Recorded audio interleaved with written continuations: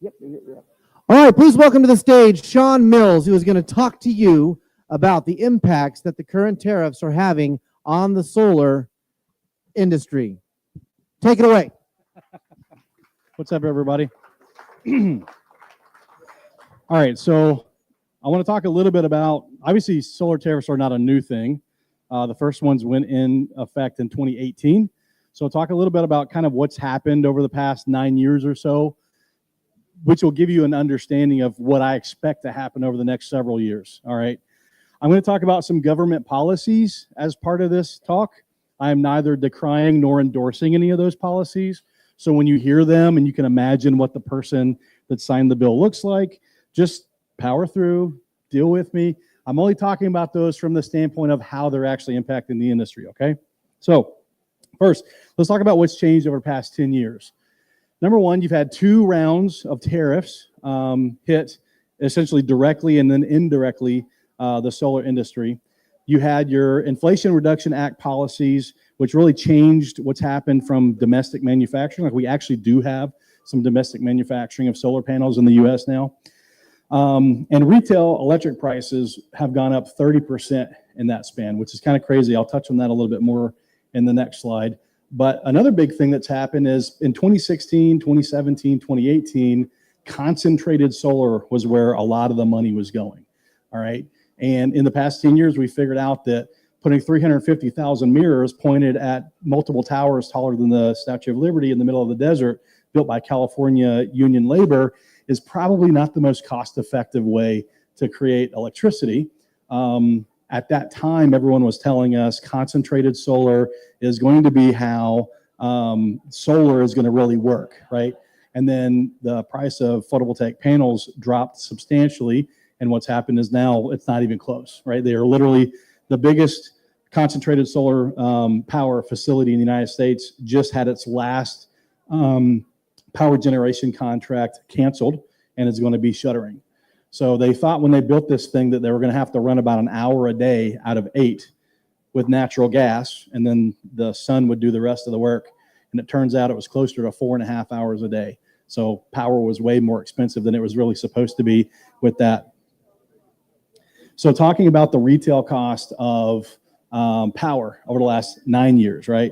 So from 2016 to 2020, there was almost no increase in the cost of electricity. You had a very flat demand curve, okay? And so when I'm talking to people in 2016, 2017, 2018 about potentially going off grid and what the cost payback for doing that is, they're looking at the last couple of years saying, well, it's going to be 13.5 cents a year, a kilowatt hour forever. So why is there any impetus on me to do this thing and go off the grid? Some of us were looking at it saying, well, that's not sustainable. Natural gas was darn near free during that period of time. They're essentially giving the natural gas away just so that they could get the oil out of these fracking wells. And then you had a lot of efficiency increases. So all these LED bulbs and everything that's going into everyone's houses. I talked to the VP of Power Generation for Duke Energy, and he said in the past 10 years, the number one thing that has prevented us from having to build new power plants are LED light bulbs. Like, they can figure out how many of those are on their system and how much reduction in the amount of power they need to generate to service their area requires. And he's like, for a decade, literally people just putting LED light bulbs in their house and their exterior fixtures in their garages prevented us from having to build a lot of new power plants.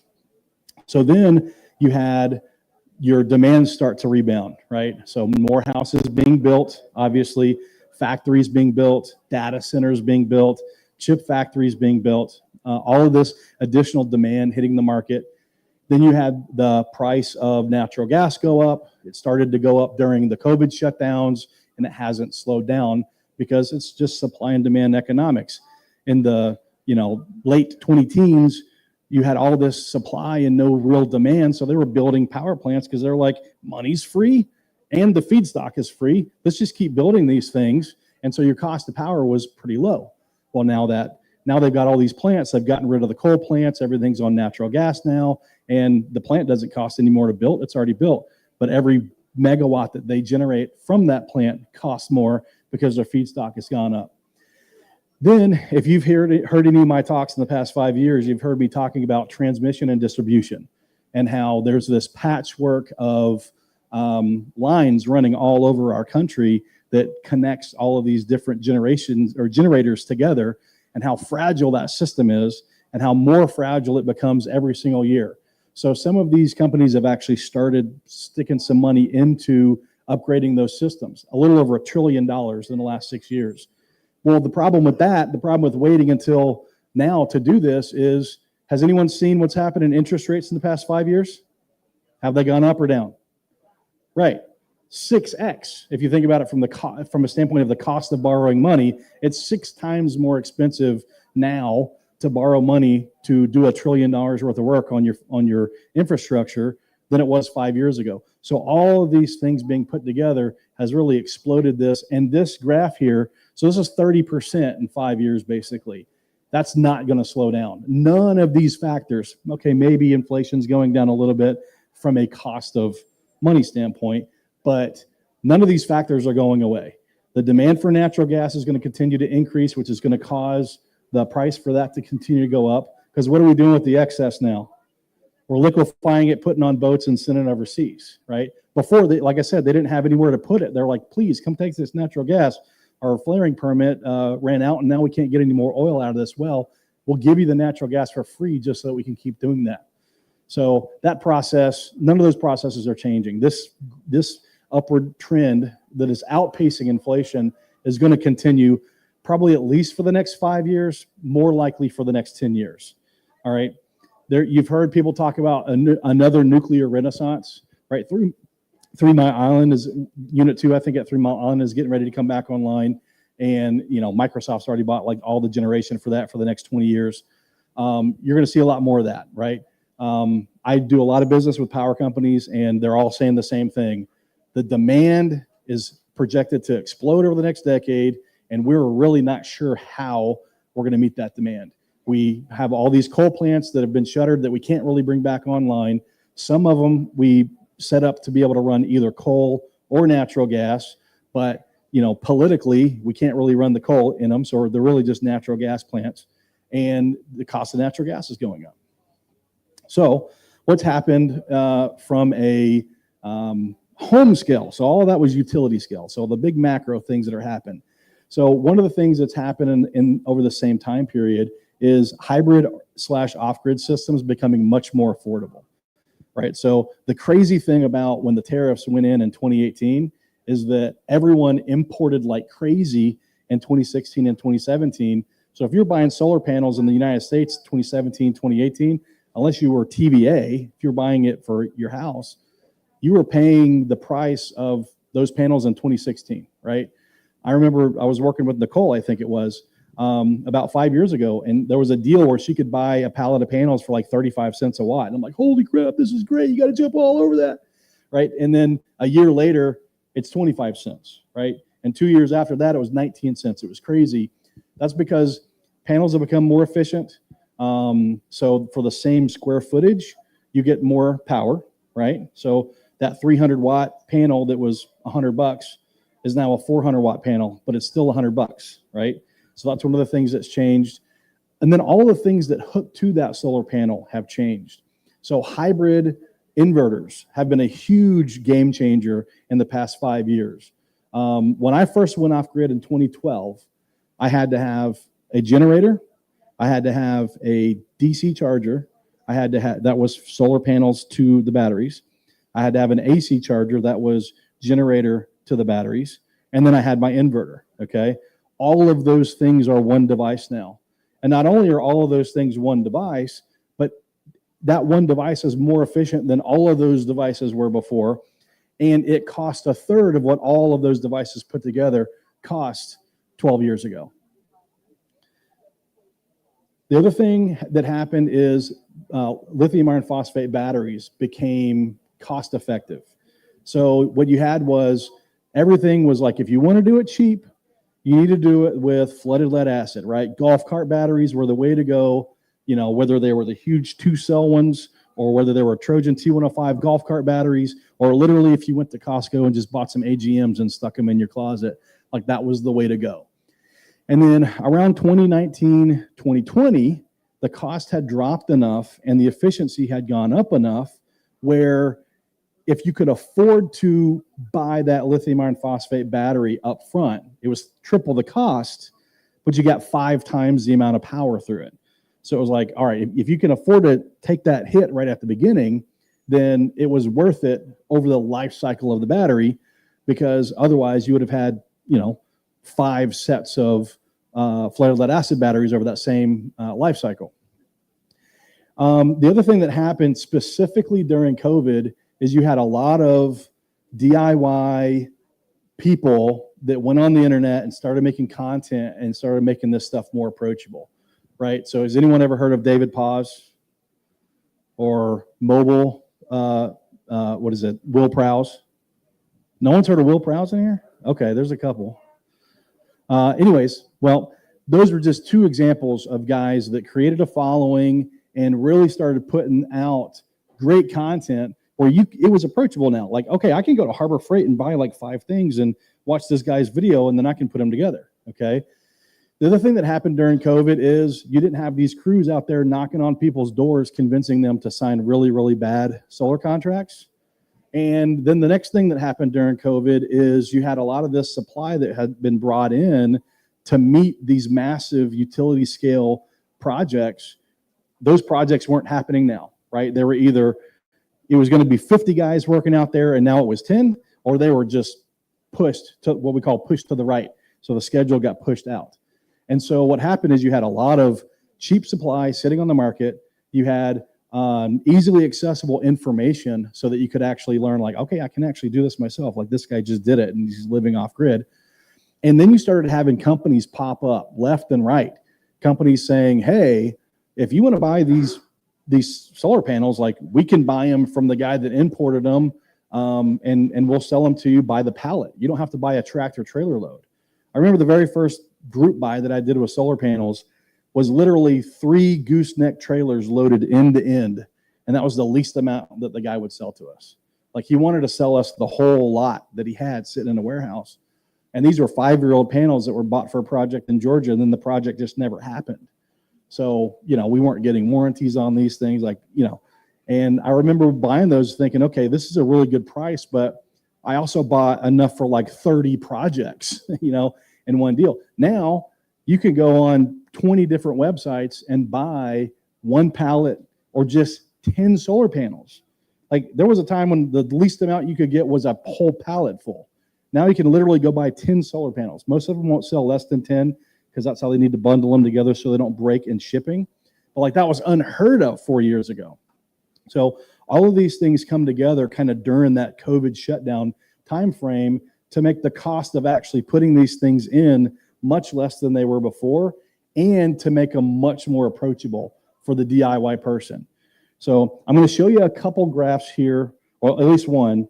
So this is the cost of residential PV plus storage over that same 2016 to current time frame. Now, last year, it's still an estimate, and obviously this year it's an estimate. But generally speaking, we're talking about a 15% reduction, in the past several years. This is driven directly by the cost of lithium iron phosphate batteries coming down, okay? Now, this is starting at $495 and going up to $515 and then coming down to $445. I normally tell people to budget about $2 a watt if you're going to do all the work yourself, right? So this includes the cost of overhead and profit and labor and everything else for the companies. That's where this data comes from, is the actual companies that are installing. But right now, you can go on signaturesolar.com today, buy an inverter, 30,000 watt hours worth of batteries, and a pallet of solar panels or 2 for $25,000, and that'll run most houses, right? There's people at this event right now, myself included, that run their entire house, their entire homestead off of that or way less. Like, my system's about half of what I just described. So this year we got the One Big Beautiful Bill, okay? And the biggest thing to remember about the One Big Beautiful Bill is that all of the tax credits that were extended and increased with the Inflation Reduction Act were done away with as of the end of this year, okay, for residential owners. If you're a utility or a company there's a time frame where you can start the project by the middle of next year, and then it's like phased in. But that's not my audience, right? So for a residential, if you're going to do a residential system and you want to get that 30% of every dollar you spend tax credit, your system is supposed to be up and operational this year, right? And so hopefully the people at YouTube don't get mad about this, but I'm telling you right now, if you buy this stuff this year and go ahead and claim it on your taxes, you've got plenty of time to get it in before anyone's going to come around saying, wait a minute, are you sure that was a test year? Yeah. So I wouldn't worry a whole lot about the cutoff, other than you definitely have to buy the stuff this year. So me personally, I have some solar buys that I want to do this year. I'm waiting for Black Friday. I think that's going to be the big hit when everyone's going to look at their inventory and say, I've got to pay taxes on everything that's sitting in my warehouse on January 1. So Black Friday is the time, personally, I think, when you're going to see the biggest sale. So any of you guys that are like on the fence, spend the next month and a half planning your system out so that you know exactly what you need to buy, and then watch that last couple weeks of November, pull the trigger if you see prices where you want them, right? Now, if you weren't planning on taking the tax credit anyway, which I know some people that say, well, you know, if I go off grid and then I tell the government that I did it by taking their money, then I'm kind of back on the grid, aren't I? I get that. So ignore everything I just said if that's your plan. But the key is here, the government's not coming to save you, all right? All of those cost impacts that are going to continue to drive the retail cost of power up are going to continue. Those are macroeconomic factors that are not going to change. You know, in 2 years, we might end up with a different person getting elected, and then policies might change, but that might take a couple years after that. If you want to wait 5 years and play the let's see what happens game, you're more than welcome to. But what I would like to talk about here before we end and open it up for questions is here's some ideas for the next 3 months, okay? So this is what I call small backup systems for critical loads by Rafe Damsey. Does everyone know who Dave Ramsey is? All right, Rafe Damsey is his solar-enabled brother. And that's how, so I don't get sued for copyright infringement. So the first thing that Rafe Damsey says is have an electrical emergency fund, right? So you need to find out what everything in your house uses for electricity. If it's connected through your main panel to the grid, you need to know what that thing is drawing, okay? If you don't know how to do that, right back here, Ryan Steva with Homestead Consulting has his booth set up, and he has a kilowatt meter sitting on the front of his table. That's all you need to do. Plug that into the wall, and then plug everything in one thing at a time to find out what that's actually using. This is information you have to have, okay? Eliminate vampire loads, right? Start taking stuff off your power bill that you don't have to have on it. Stuff that you're paying for that does you absolutely nothing. My microwave telling me what time it is not a benefit that I necessarily have to have. But over most microwaves' life, the clock uses more power than the microwave does, okay? So that's a vampire load. You can take it off. Put your entertainment system with your stereo and your TV and all that and on a power strip and just flip it off when you're not watching TV. Or even make it easy. Put it on one of those smart plugs and put a timer on it. And when you go to work, it turns off and it turns back on 30 minutes before you get home. Just start taking those things that cost you money with zero benefit to you out of your budget completely. Look at high efficiency appliances. I'm not telling you to go out and replace your refrigerator tomorrow, but I am saying that if your refrigerator goes out and you have to buy a replacement, look for a high efficiency one, okay? So I was just having this conversation earlier about the amount of draw that most refrigerators use, okay? And excuse me, generally speaking, they're drawing about 800 watts when they kick on, when the compressor's getting going, and then over the course of a day, they're generally going to draw about 22 to 2,800 watt hours, right? My refrigerator at my house is less than 700 a day, right? Keeps my food just as cold as everyone else's does, but I use a quarter of the power. Now I have to because I live off grid, and I don't want to go crank my generator so that my food can stay cold. But battery packs for small devices, that's another one, right? Get you some battery packs, have them charged. If your power goes out for 24 hours, you shouldn't have to worry about charging any of your small devices up. So then the next one, the energy debt snowball, okay? Design and install all three of those words, a small battery system with a multi-gas generator backup for critical loads. So this is fridge, comms, medical, well pumps, the things that you can't do without, all right? If you've got an artisan well down the street in your property, then well pump isn't something you need to worry about. But just having a battery system that you could switch those small things over to in the event that you don't have grid power accessible for whatever reason, that's important. And by the way, if you do it this year, you have 30% tax credit, right? So the government will pay 30% of the cost of doing that. The next one is a fully funded emergency fund, right? So Dave Ramsey says $1,000 to start with, and then 6 months worth of expenses. Ray Damsey says add solar generation now to that battery system, okay? Buy used or buy in bulk with a friend. There's no reason to buy brand new panels right now. I wouldn't pay extra. Now, if someone's got a crazy deal because they got a warehouse full of them and they're just trying to unload them because A, cash flow is good, especially when money costs what it does, and B, I don't want to pay taxes on it sitting in my warehouse on January 1.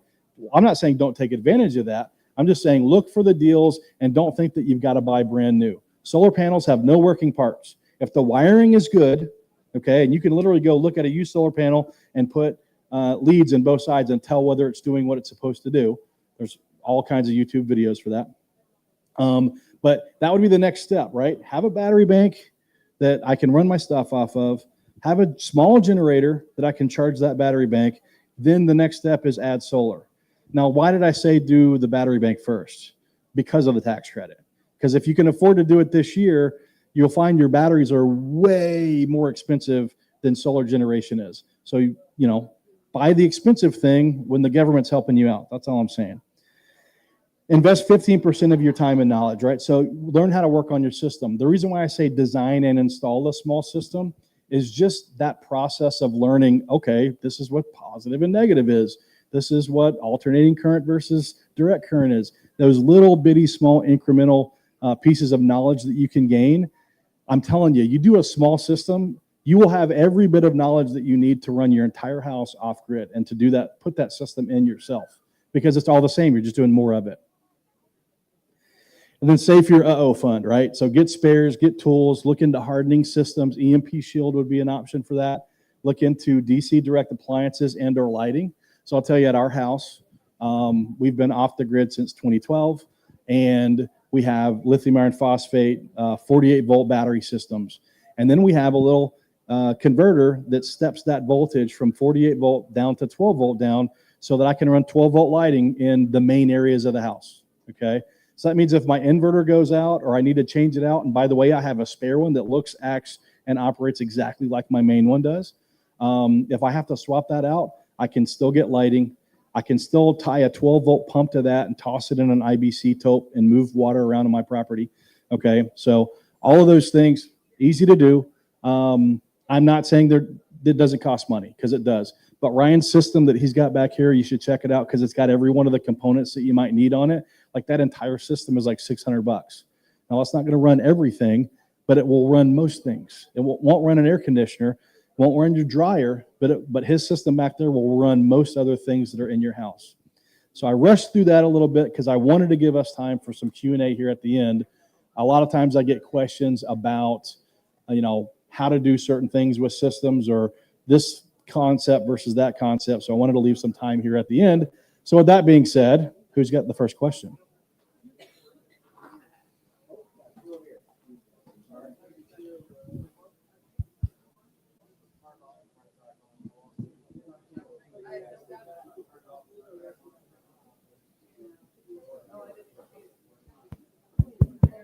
Told you I can do it in 20 minutes. Can you hear me? All right, here we go. Question number one.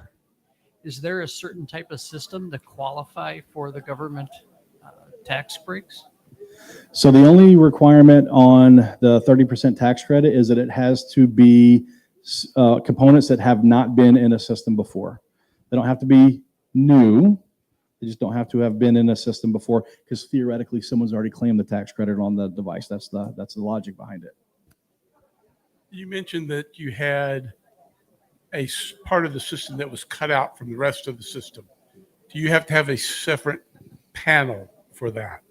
No, I have a fuse box like you would have in your car.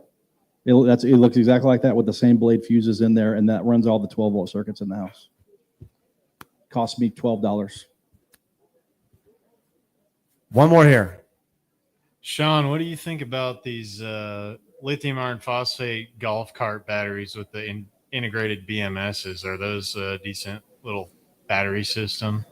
Yeah, I have one. I know a bunch of people that have them. I've helped other people put those into their systems. I like having a screen connected to the BMS on the battery, because then I can look at every battery and kind of check it and make sure it's in good health. But it's not a requirement. I have had zero problems personally, and zero complaints with the kind of standard. It looks like a regular battery, and the BMS is built in. All right, we have time for one more question right here. I'm going to use up the time, Shawn. If I take advantage of the tax deduction this year and I stock up on batteries for a system, if I don't implement that system right away, how long can I expect those batteries to last before they need to be hooked up, charged, cycled, etc.? Yeah, sure. So, okay. Can I answer that from a standpoint of lithium iron phosphate batteries? Because I wouldn't tell anyone to buy anything other than that right now. So those batteries are going to discharge at a rate of about 1% per month. Okay. So, and you probably want to get them into your system before they're below 20%. So I would say 80 months.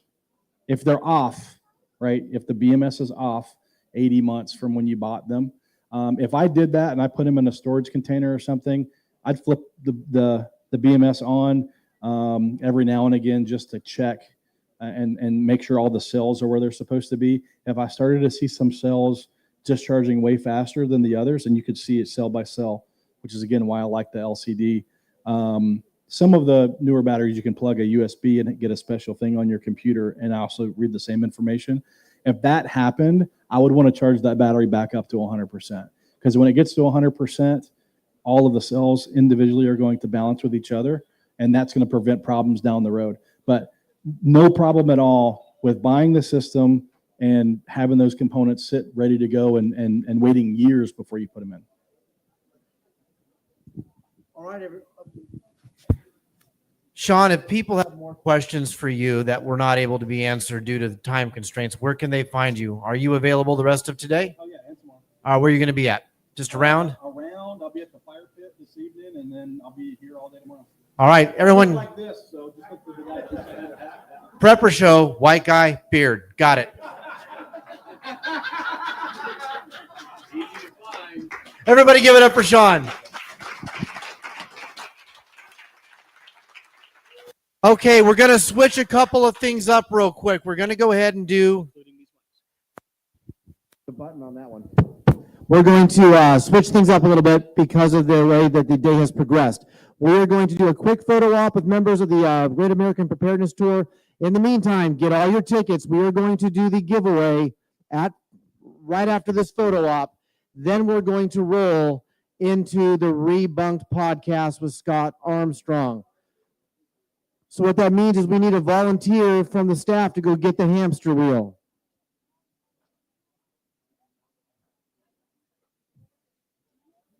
I'm going to have you up on stage with me because I'm the only one here from Midwest, except for you from staff. So for those who do not know, for those who have not heard, everybody up on this stage is part of a thing called the Great American Preparedness Tour. I am Bobby Spags, the MC of MPP, which is the Midwest Preparedness Project. You have Nicole Sauce and Kiri. They represent Self-Reliance Festival. That's what you are seeing right here. You have Jason and you have Shelly. They represent Kentucky Sustainable Living. Can I get a volunteer to come take a picture for me? Please and thank you. Preferably somebody with a good eye. If you scan this QR code, it'll take you to the Great American Preparedness Tour webpage, which will give you annually all the information for all of the events on the tour. So while we have a little break, if you've noticed the palette of water, the Genesis water that's here, that's made by one of our homesteaders in our community. It's Third Day Beverage Company, 3dbev.com. And I met them first at the Back to the Land Festival. And at the time, they were running their homestead, doing all sorts of things. And we always talk about monetizing the homestead. They had this beautiful spring that does not have to be filtered. Like straight out of the ground, they've gone through over testing to be able to do the bottled water. That water all over the place. So that is for y'all to drink. We have a cooler with ice up there. Don't feel shy if you need water to grab for y'all. I don't want to leave with any of it. So now you're like, that's something you can buy at gas stations and grocery stores and things. It's called Genesis water. They have a carbonated one. They have electrolyte drinks without any dyes or anything in them. They're trying to keep it, but they are keeping it all natural. So really awesome, folks. And I just wanted to mention that in case you didn't know. You're totally welcome to hit the cooler at registration, get cold water, put more in if you see it needs to be refilled. My friends. As Patrick Henry says, hydrate or die. Go up, folks.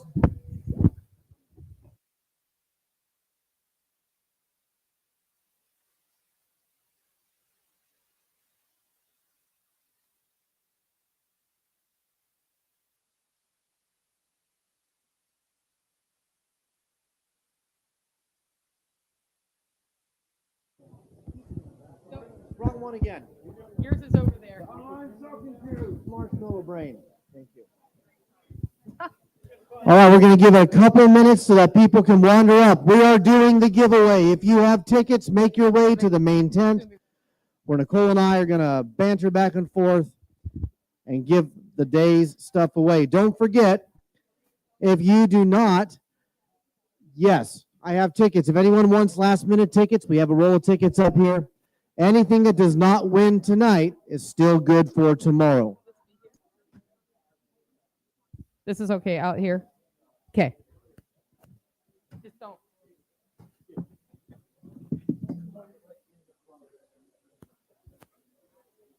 Last chance for tickets. How close are we to? We're going to give people 5 more minutes. Okay, 5 minutes.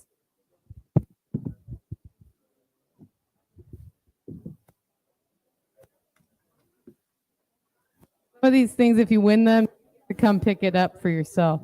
$10 each, 3 for 25, or 15 for 100.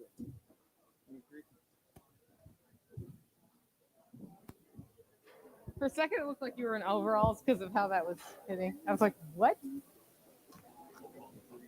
I know. We reached the first goal of 1,000. Now we're My favorite brand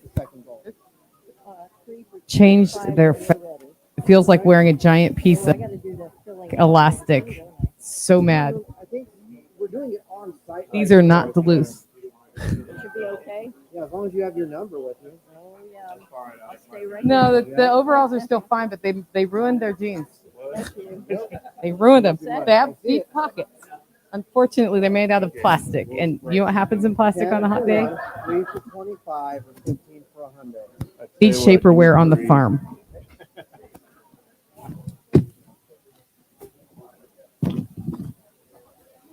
You don't become a homesteader to be practical.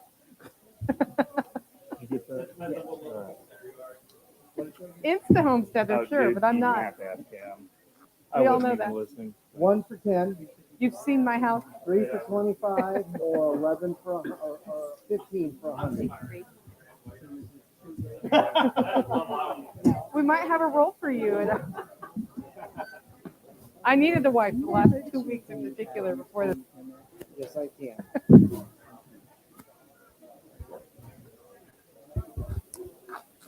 There you go. Thank you so much. Hi. Yes, ma'am.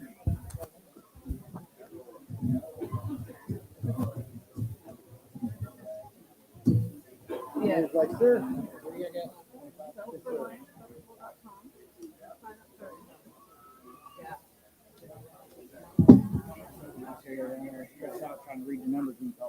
Oh, there you go. Right, there's so little.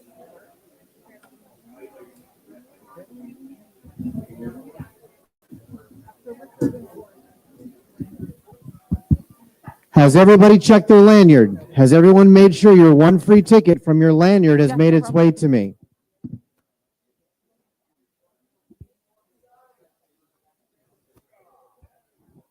What's that? Okay.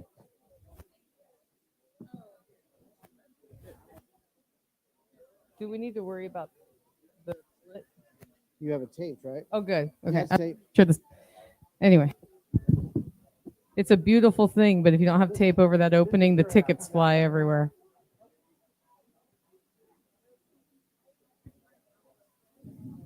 Oh, and if you win, everybody's going to be mad at you if you win first.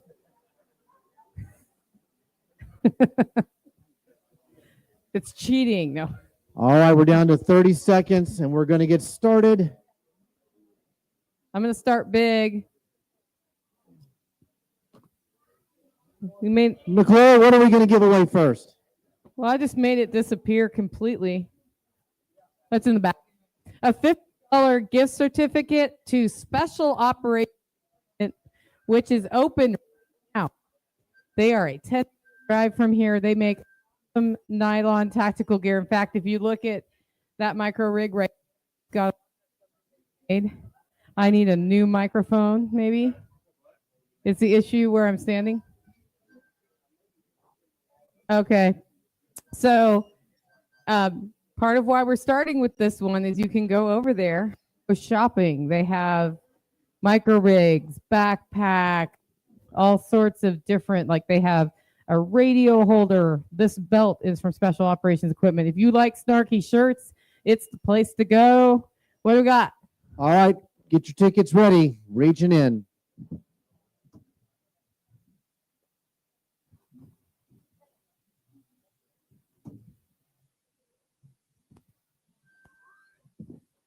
All right, first ticket is 460-2299. 460-2299. Do we have a winner? I remembered my glasses this year. Meet. How do you people live like this?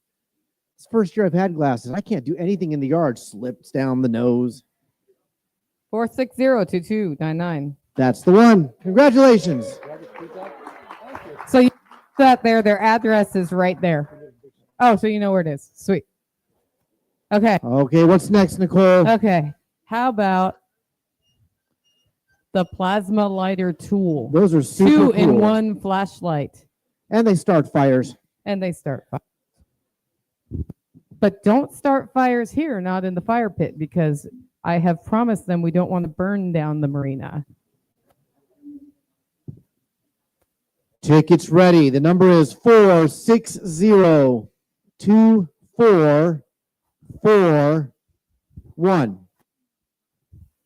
460-2441.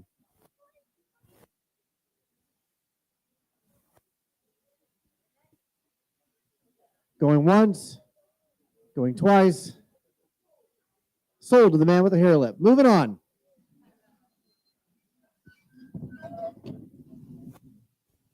What do you do with plasma lighter tool? Start fires. Do you start fires? I do start Do you use it as a flashlight? I also chase my disobedient children with them. Is that like a laser tag? Oh, Cat toy? it's a dad's leaving a scar this time. You better clean your room. Okay, new numbers, everybody. New numbers. 838-9088. I heard a lot of ahs. Now let's hear the Some yaw. people were close. Say it again. Oh, Sam. Come Do on not play up. with these around that magnificent mane of yours. Remember Michael Jackson, Pepsi, the 1980s? That was the last great decade. Okay, I'm going to read you the number, Bobby. Go for it. 838-9088. That is correct. A winner. Woohoo! Emergency sleeping bags. These are awesome because you can toss them in your car. And I know right now you're not thinking, I need a sleeping bag in my car because it's hot. But winter is coming, as they say.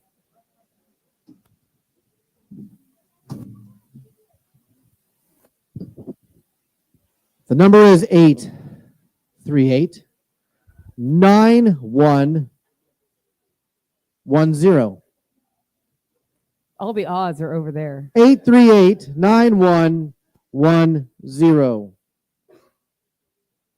Remember last year when I didn't have my voice and I had to have somebody else do this? This is the fun part. It is 838-9110. That is correct. Expect you not to up in your car this winter. Okay, What's next? let's do this. Okay, this is officially listed as a rifle mount thingy on the prize chart. This is a bench rest for your rifles. So it's heavy, it's awesome. You can work out with it after eating all of your red meat. And you can zero your weapons in on it. It's a dual purpose prize.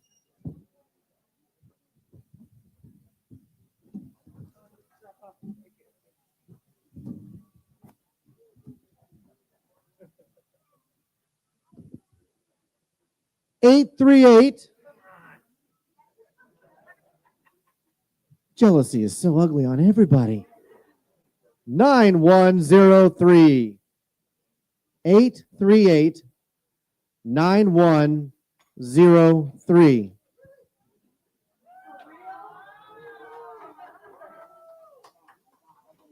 Who won?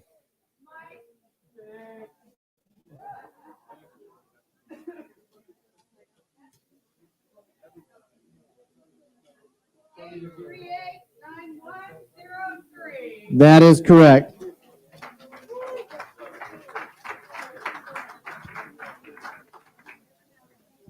What's next? Okay, this takes a little bit of explanation, but not much. This needs to be.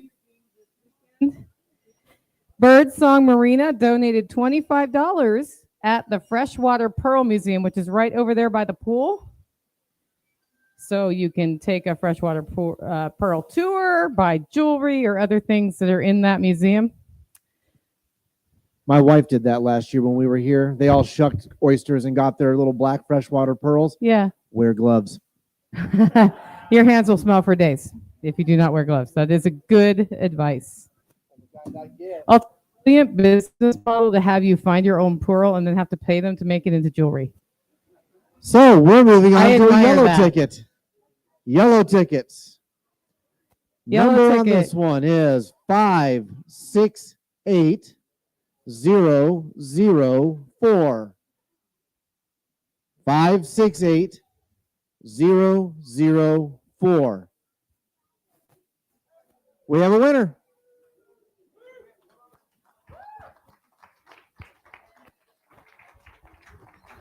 Five, 68004. That is correct. All right. Let's do a high intensity searchlight. High intensity searchlight for all your high intensity needs. Survival. For those who don't know, the Practical Survival brand is the same brand that is owned by the same people who put out the Without Rule of Law card game.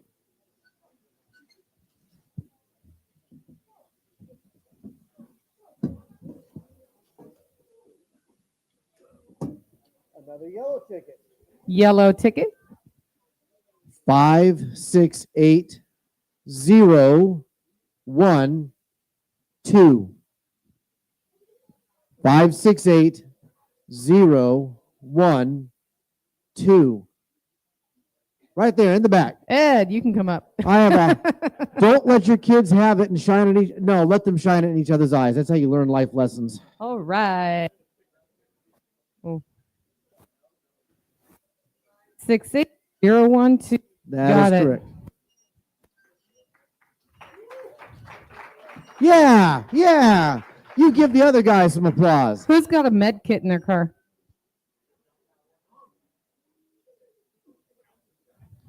Look at that medical That kit. Kentucky Sustainable Living has launched a sustainability. This is a store, Midwest. That's Kentucky Sustainable Midwest. It's KentuckySustainableLiving.com. All right, big med kit, good prize. Here we go. This is a nice prize. This bag is badass.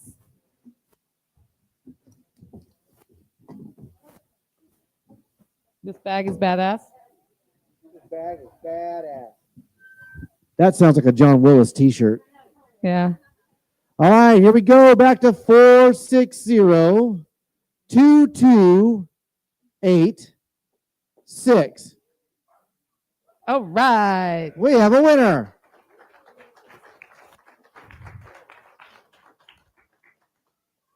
Here you go. 460-2286. That is correct.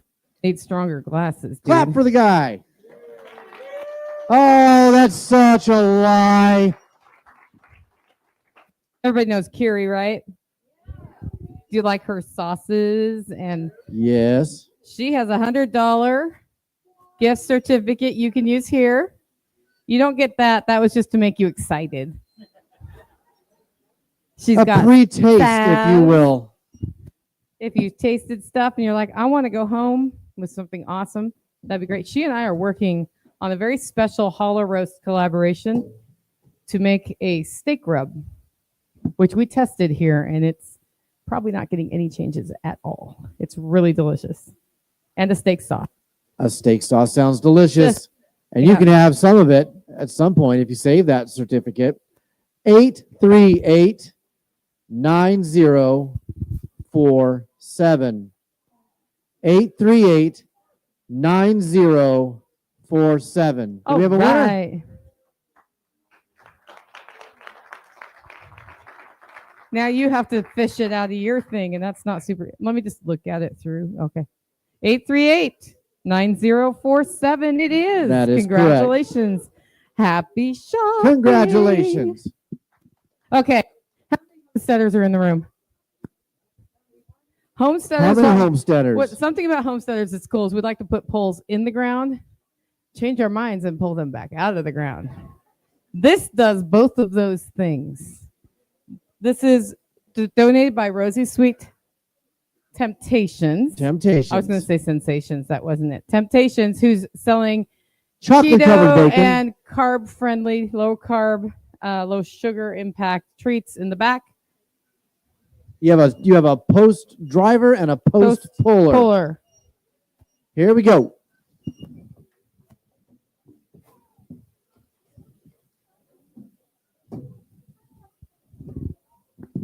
Yellow ticket. 568053. 568053. There we go.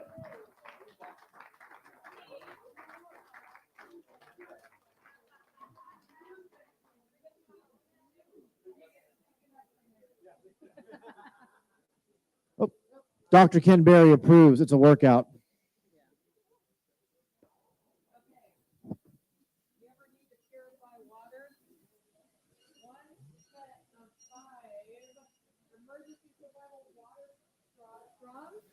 Practical Survival, the same people that brought you awesome things like Dub Roll.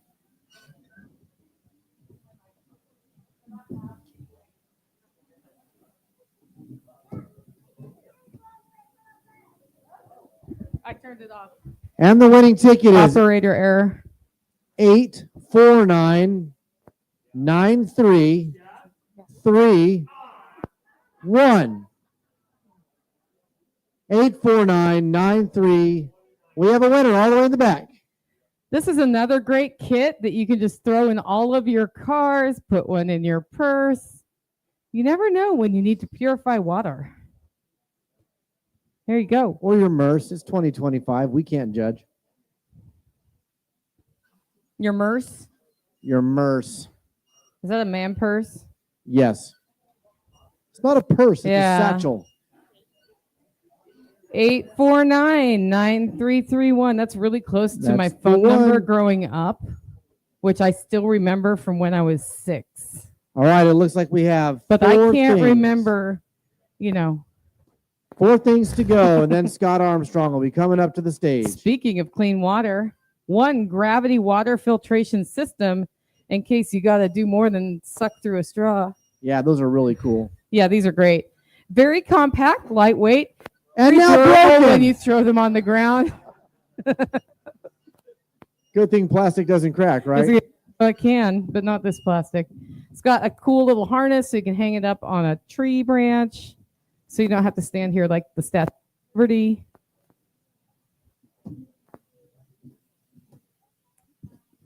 And the number is 838-9021. All right.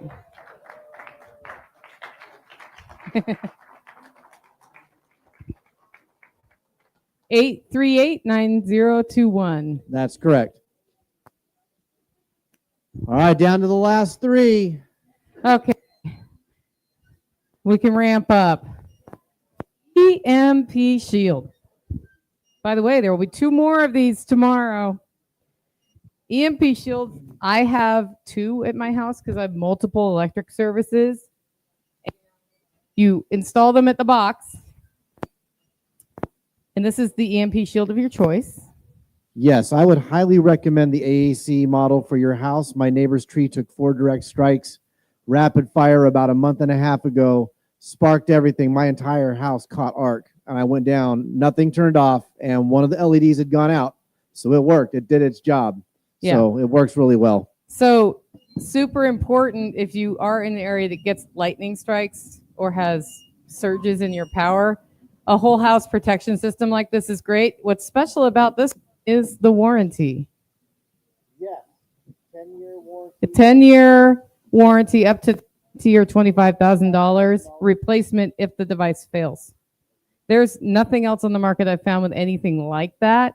And if you fry the unit, how much is it to send in your old one and replace it? You send it in, they give you another one, I think, for $50. $50. $50 restocking fee. So, all right, are we ready? Yeah. 838-9066. I live for that. 838-9066. We have a winner. Ian. Oh, that's good because aren't you building something?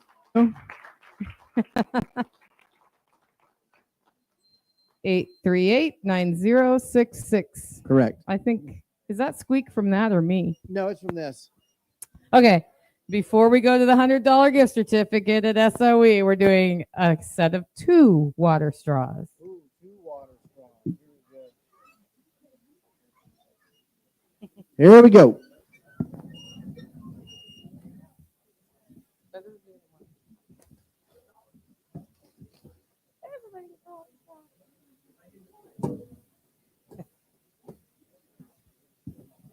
And the winning number is 4602442. 4602442. We have our first twofer. Can I just look at it through your tag? 460-2442. Correct. That number will never come back up. Okay, $100 at Special Operations Equipment. I want that. Don't worry, there's more tomorrow.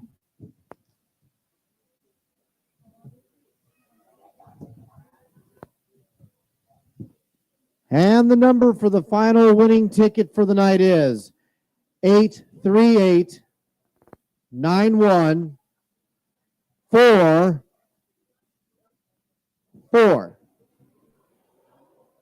838-9144. We have a winner. Oh, Glenn. Congratulations. Glenn's going to SOE. Thank you for participating in tonight's giveaway. 9144. Where we're going from here, Spags, is what? From here, we're going to Scott Armstrong. Will be coming up to the stage. We'll be bringing up 3 special guests for him to interview live. And then from there, it's going to be the mingle for the singles. The official start time of the Unjected meetup was 20 minutes ago.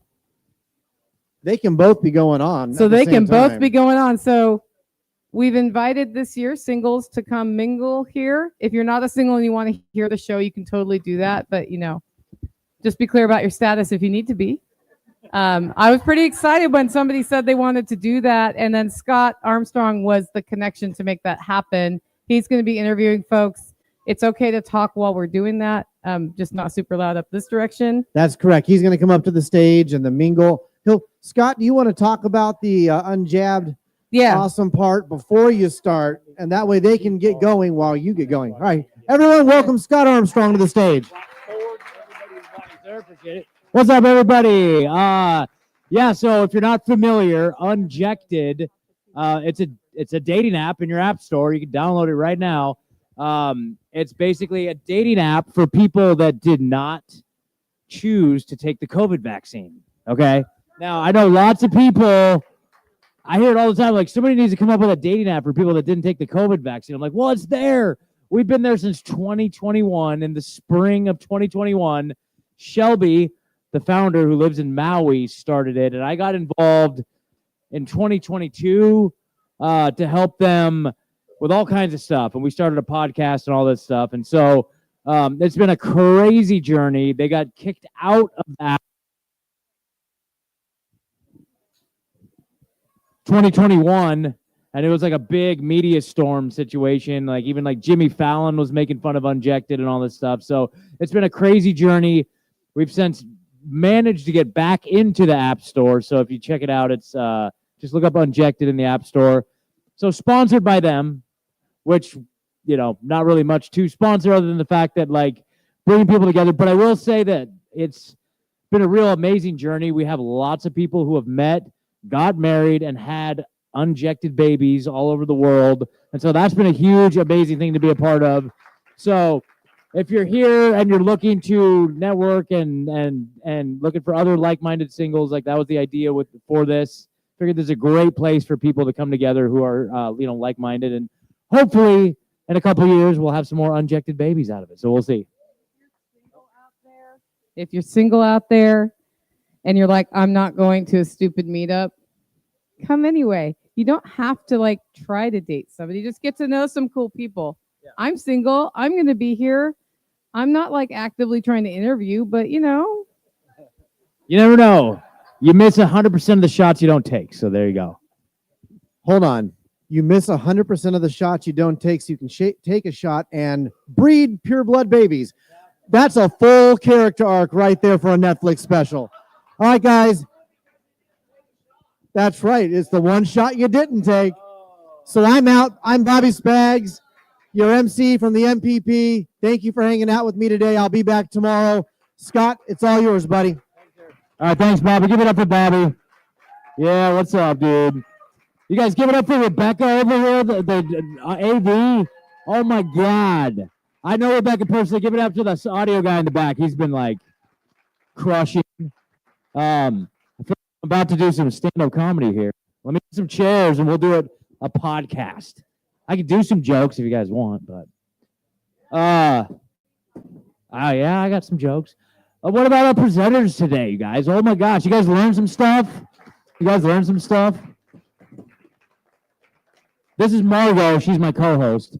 So shout out to Fortress K9. He's all, yeah, this leash, this is really good, you know, whenever you got to like rappel your dog out of a helicopter. I'm like, okay, right. Margot's like, what? We get to rappel out of helicopters? Like, come on, no. Margot, you want to be an attack doggy? Okay, I don't know. All right, anyway, if you guys don't know me, my name's Scott Armstrong. I host a bunch of podcasts. My main show, Rebunked, kind of been on hiatus the last couple months. I've been so busy doing stuff in the real world. I run a construction business in Nashville and working on a few new projects, Unjected, all this stuff. The main show I'm involved in is called Grand Theft World, and check that out. It's every Sunday night.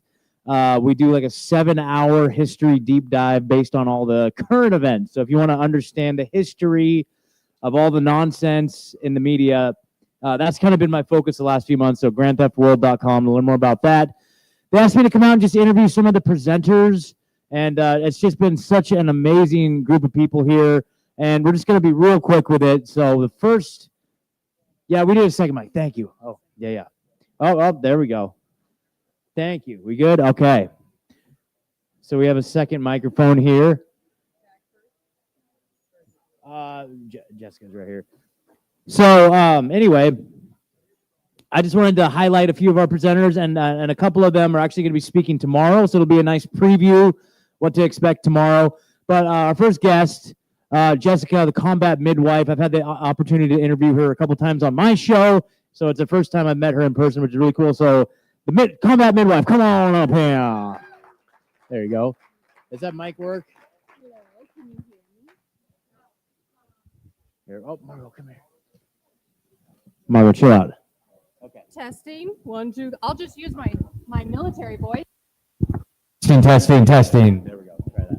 Hello. Okay, there we go. All right. So, combat midwife. Okay, so it's so fascinating, her story. And speaking of unjected babies, Yes. okay, tell me a little bit about, let's just start at the overview. What is it that you do? What is combat midwife all about? So the name combat midwife came from my soldiers. They gave me that name because I'm a paramedic who happens to be a midwife, and I was training them combat medicine. And so they came up with that name. It stuck and it became a business because now I travel around the country and I teach all of you how to deliver babies and care for women in grid down, austere environments.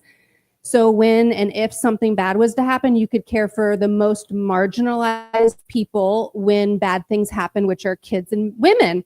And we kind of forget to prep for them, which is what I'm going to talk about tomorrow, and how women can be a part of the world in prepping, because it's a little bit intimidating to us sometimes and we feel overwhelmed and scared. And so I'm going to break some of the stigmas with that tomorrow. But I want to see more unjected babies. I want to see more babies being born that aren't pumped full of a bunch of toxic chemicals that harm them. And we want to have more of those. Absolutely. So that's what we're all about.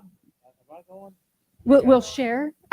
Hold on. It might have been operator. Anyway, so your course that you're here promoting, that you travel around the country doing, is called Surviving Womanhood, right? It's the combat midwife workshop. is what Combat we're midwife Mhm, But we're workshop, teaching, we're okay. learning how to survive womanhood in really nasty situations. I worked in refugee camps, and I train all the special forces guys. So this course that you can take is exactly what they learn before they go on deployment. And the OB kit that I have is exactly what I create. It's my creation. I created it with them. It was over a couple adult root beers. We dumped everything on the counter and went, oh, this will work. And so that kit is born out of that. It's conceived out of that. Conceived out of that. Perfect. Okay, so the question that first came to mind is this course specifically for women? Or if I'm a guy and I want to learn how to take care of my wife or my girlfriend, or let's say I have Or a sister, sister, or mother, mom. yes, any of these things, like how is it applicable to men? Men should absolutely be in this class. So all the guys with beards and first names I'll never know that have been taking my class for years, they always giggle and laugh and go, oh, I don't want to learn about woman stuff. But then I get sat phone calls from them being overseas and going, I just delivered my interpreter's baby.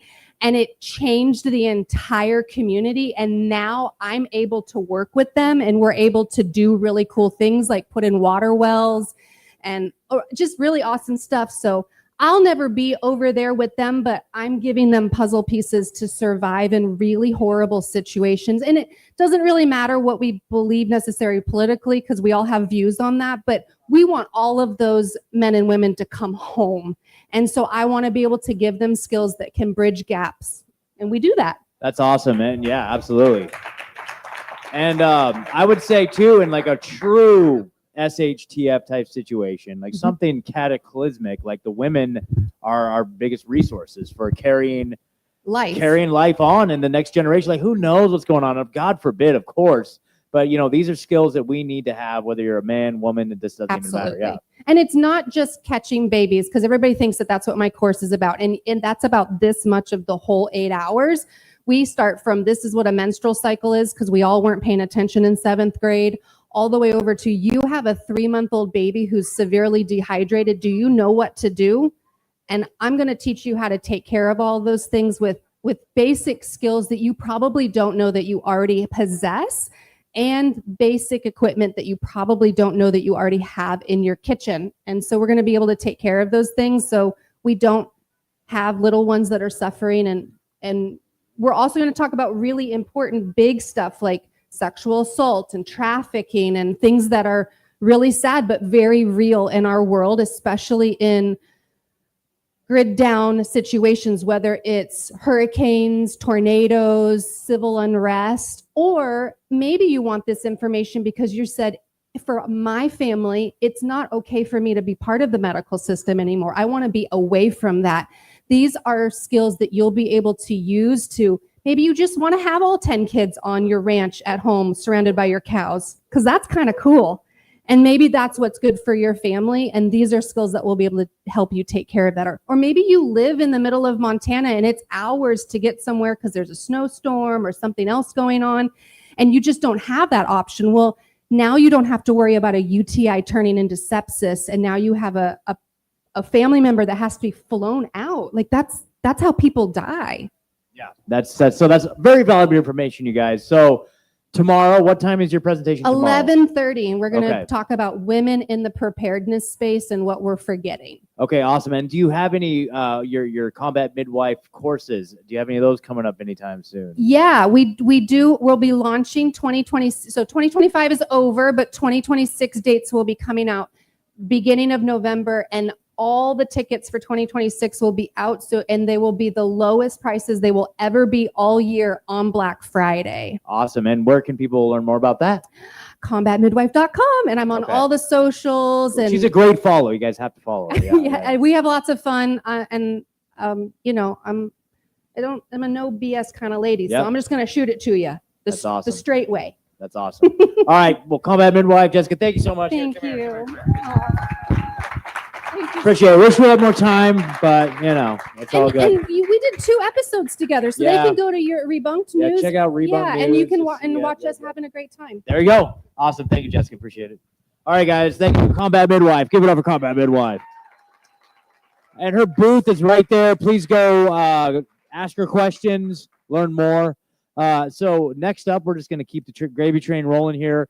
What I was going to say is that there's a family that I know that we've done a lot of community building over the years, and they have 4 kids that they delivered, and none of their 4 kids have social security numbers even. Like, these people are like hardcore like that. I'm like, yeah, I love that. But speaking of community building, I want to bring on my next guest, Tag, Life Done Free. What's up, man? Come on out. Many of you know him, many of you love him. Now, any of you that are familiar with my work, it's all, I feel like we talk about the problem so much. What's up, man? Yeah, you're good. I'm excited for this because, you know, with the work that I do, you know, so much of it, we do focus, like, we talk about the problem because we're trying to wake people up, we're trying to educate people that are coming for that information. But then that only goes so far, because then we need to figure out what to do about it. And the solution for me, I believe, is in community. Yeah. You know, it's what my instinct was immediately when the COVID situation happened, lockdowns. I was like, well, I need to find the people that think the same way as me. I was out in Oregon, right? So it was even more important to extract all of the free thinkers out of that environment. And we did some awesome stuff. Yeah. So tell me, what has been your experience with that? Like, what got you motivated to do that? And then I have a big question for you. Uh-oh. Is this thing? There you go. All right. Well, and I'll tell the story a little bit tomorrow. If we want. Yeah, I'll tell the story a little bit tomorrow. I think it's 1:30, 12:30. Oh, I just have it right here. I have it right here. What's that? Yeah, 12:30. I speak at 12:30. So long story short, I worked as a financial executive. I ran financial holding companies, hundreds of millions of dollars, had 900 employees. And that was all great until one day. And the powers that be, the board, et cetera, came to me and basically said, hey, we're going to mandate the vaccine for everybody. I refused in a very public way. I lost my career of 23 years. I was escorted off stage. And for me, what came next was really just, I had to come to this terms of, I had to become accountable for my own life, that I depended so much on a system and so much on a career and so much on other people that I just couldn't do it anymore. And that really began my journey into thinking, okay, how do I take the ultimate responsibility? Because the end, that's all freedom really is accountability. How do I take accountability for my life and the life of my family? And so that's what got me started. Yep, that's amazing, man. I can relate to a lot of that, like ending a career over the vaccine and then being catapulted into the freedom movement, building community, and that sort of thing.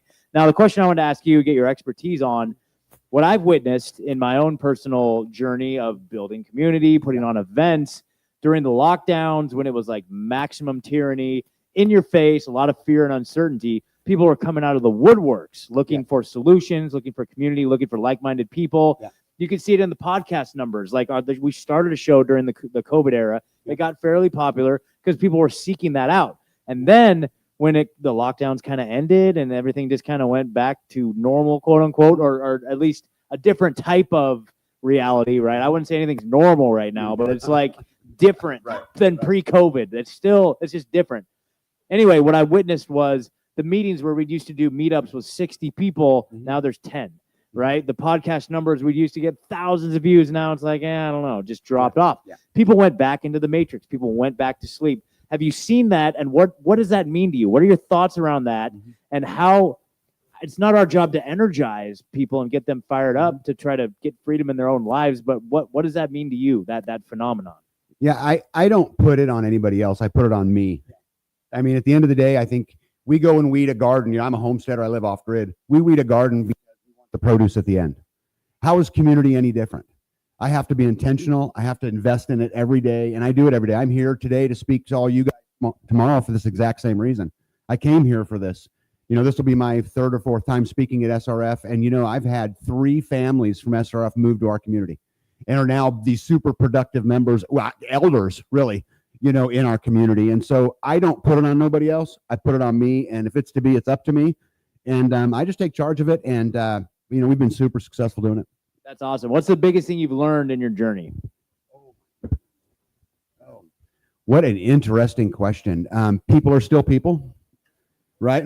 I think I would start with that. But I think for me, and I talked about this a little bit earlier, for me, I think the biggest thing was to coming to terms with the fact that everything that happened to me was my fault. Good and bad. It didn't matter anymore. And I could no longer blame anybody else. I had to take accountability. And man, as soon as I realized that, everything bloomed. You know, it's crazy. I come from a world where I made great money and the wife had a Beamer and, you know, all of these things, and none of it meant a dang thing. You know, none of it meant anything. And today I have an amazing life with an amazing wife, with amazing kids, with an amazing community. I know what all of that really is now, and it's not what they make it out to be, which is what I'm going to talk about tomorrow. Awesome. You know?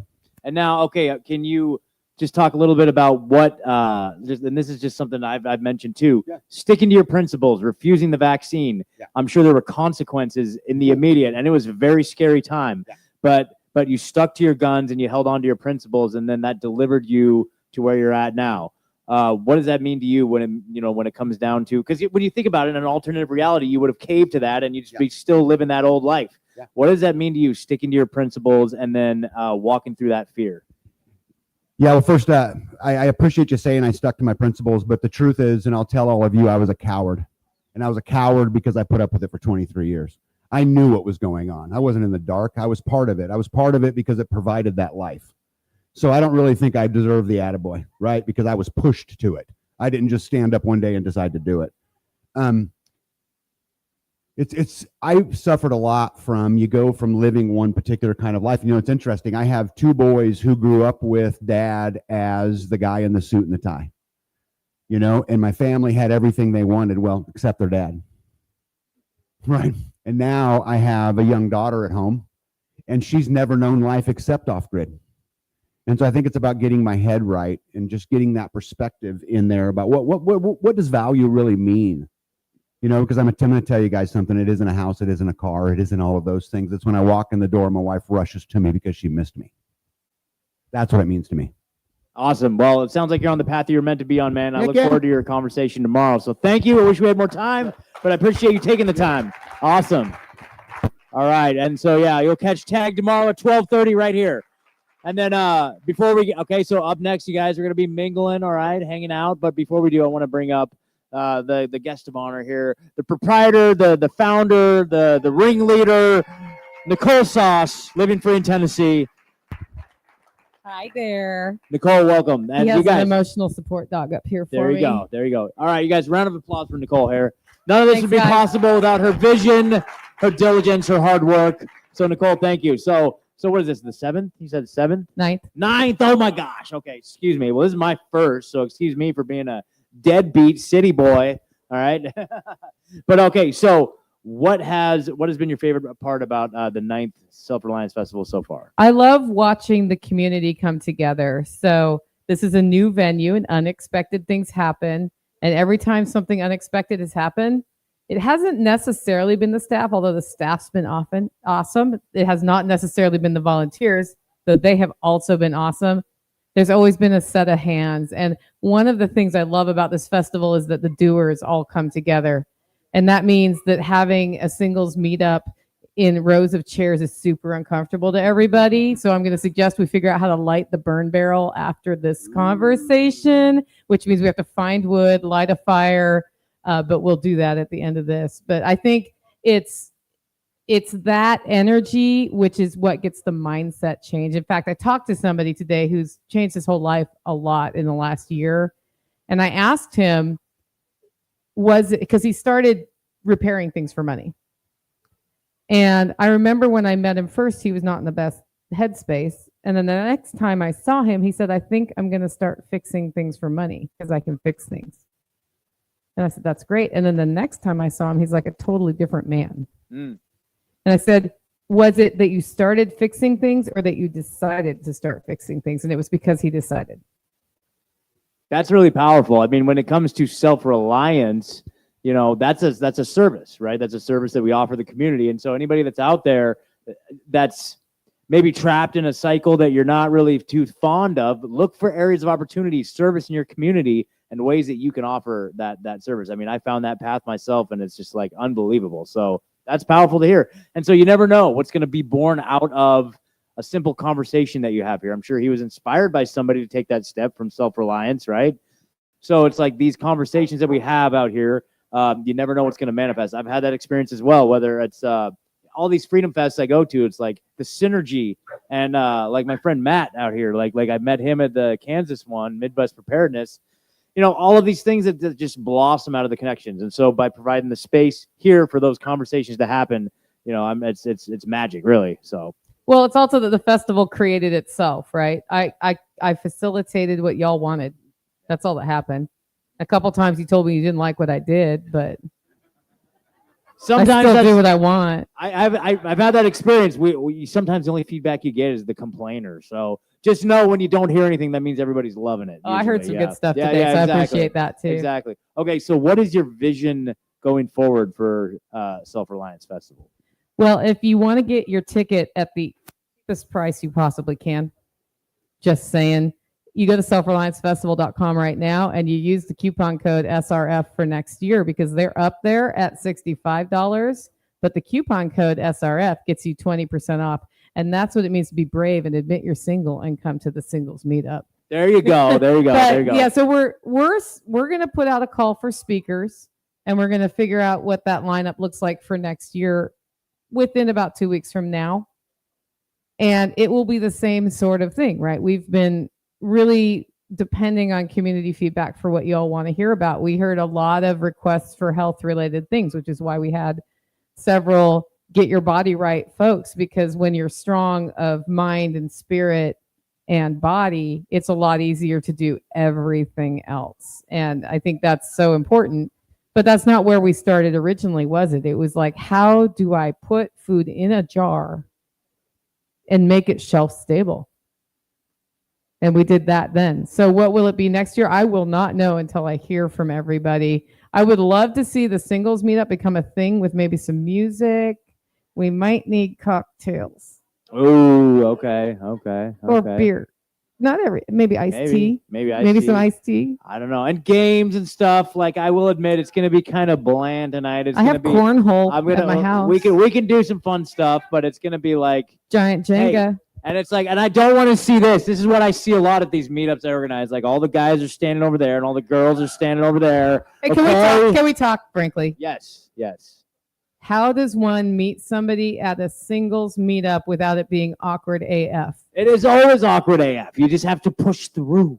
So when you're talking to somebody, is your goal to date them or just get to know them? No, so, I mean, the goal is to have lots of unjected babies. Let me just say that. But I'm out. But okay, well, no, but I'm being facetious. But at the same time, it's like, you don't want to. I mean, I'm not going to give you advice on how to like talk to women or whatever. It's like, just go be yourself, hang out, Just be polite, be presentable, or even not presentable. Dude, I've been camping all weekend. I'm not presentable, but like, just be yourself and just say hi to somebody. And just be polite. If it's not someone you're interested in, just be polite. Who cares? It's like we're all here already aligned on the values of freedom, self-sufficiency. So we're all allies at the end of the day, no matter what. It doesn't have to be like this big like romantic comedy moment, okay? But like, we have similar values. So if nothing else, friendship, okay? We have friendship. And then there are ways that we can stay in touch, low pressure ways. Like I know Nicole has a Telegram channel for her podcast, Living Free in Tennessee. And for SRF. So it's like joining the Telegram channel or just being like saying something generic, like, meet me in the Telegram channel or whatever. I'm in the Telegram channel, something like that. If you don't want to give someone your phone number or whatever, like, there are ways around that. So, I just feel like we've gotten so into this and using the digital tools to connect, which are powerful, that we've forgotten how to do this. I would agree with that. Which is why the challenge of getting that burn barrel lit back there gives us a reason to be around each other, doing things, and just naturally talk. There you go. And if you guys, if you want to demonstrate how alpha you are, go light that burn barrel right now. Go figure out how to do it. Show the ladies that you can light a fire in a burn barrel, okay? There you go. Whoever won the flashlight thing that lights fires now. Don't look. So there's some ladies getting up. The ladies are going to go light the burn barrel. They're just showing you up right now, dude. Yeah, Come on. I expect a woman to get that done before we've even finished. There you go. Okay, competition. Whoever. That's the woman you want to ask out. I'm just saying, that's who you want by your side. Oh boy, there you go. Exactly. See, there you go. So okay, we got guys going back. Burn barrel. That's the burn barrel. Okay, so we'll meet at the burn barrel, so we don't have to be sitting in rows of chairs like we're at school. Okay. Yep. So anyway, you guys, Nicole, thank you so much for putting this on. I'm so grateful to have gotten to know you over this last year. And here's to many more successful Self-Reliance festivals. So, all right, guys, have fun. Thank you for doing this.